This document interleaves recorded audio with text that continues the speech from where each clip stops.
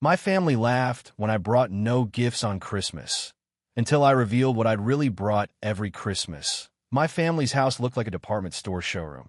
Glittering lights, piles of wrapped presents, and that faint smell of expensive perfume mixed with roasted turkey. They called it tradition. I called it competition. Because in my family, Christmas wasn't about love or togetherness. It was about showing off who had the most money, the best job, and the flashiest life. My name's Daniel. I'm the youngest of 3 brothers, the one everyone quietly labeled the failure. While my eldest brother, Michael, ran a successful law firm, and my sister, Jenna, worked as a senior executive at a tech company, I fixed cars. A small garage, 2 employees, and grease-stained hands. That was my life. I didn't wear suits or drive luxury cars. My gift wrapping was newspaper and tape, not golden ribbons and imported paper. So every Christmas, I'd show up at my parents' mansion feeling like a visitor in a world that didn't belong to me. Last year, I decided it would be different, not because I wanted to impress them, but because I wanted to teach them something they'd forgotten. When I arrived, the laughter was already loud. My siblings' kids ran around the massive living room, their parents showing off this year's special gifts. Michael handed our parents a set of first-class cruise tickets to Greece. Jenna topped it with diamond bracelets for Mom and a limited edition watch for Dad. When it was my turn, everyone turned to look at me. Michael grinned. "So, Danny boy, what did the garage Santa bring this year?" Even my mother chuckled softly. "You didn't have to, dear. We know things are tight." I smiled. "You're right, Mom. I didn't bring any gifts this year." Silence. Jenna raised an eyebrow. "You came empty-handed?" Again, I nodded. "Yeah, but I did bring something else." My father sighed. "Daniel, it's Christmas, not a life lesson." "Maybe it's both," I said. I asked everyone to step outside. They looked confused, but curiosity won. The cold December air bit at our cheeks as we stood on the snowy driveway. A white van rolled in slowly and stopped in front of the house. The side door slid open, and out came 6 people, 3 men, 2 women, and a small boy holding a worn-out teddy bear.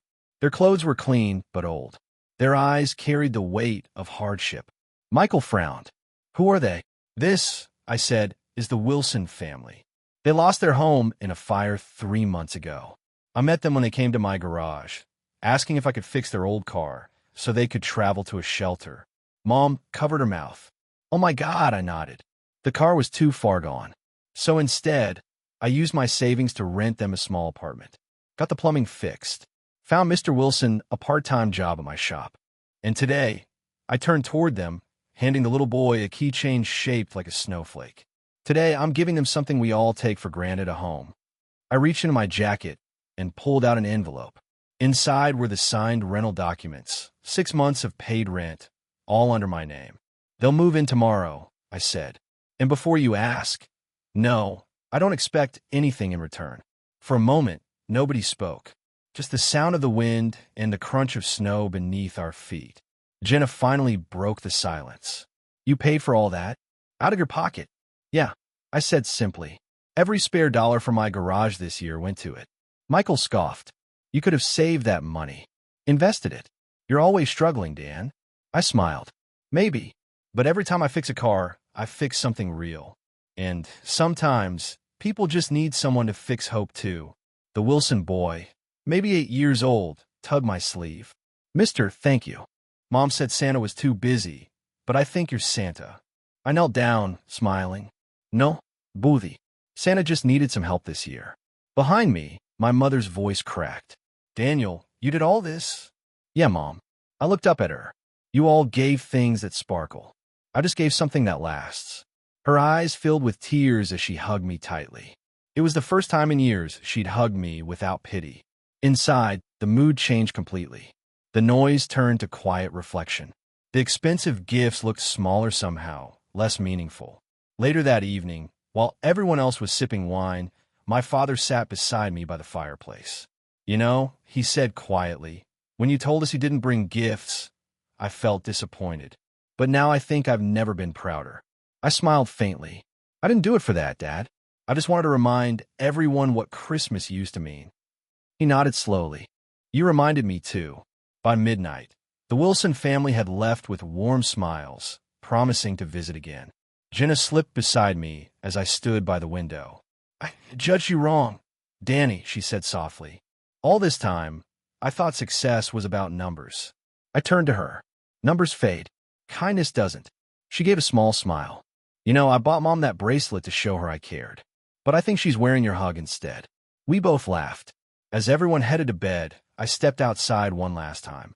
The night sky was clear, and snowflakes drifted slowly under the streetlights.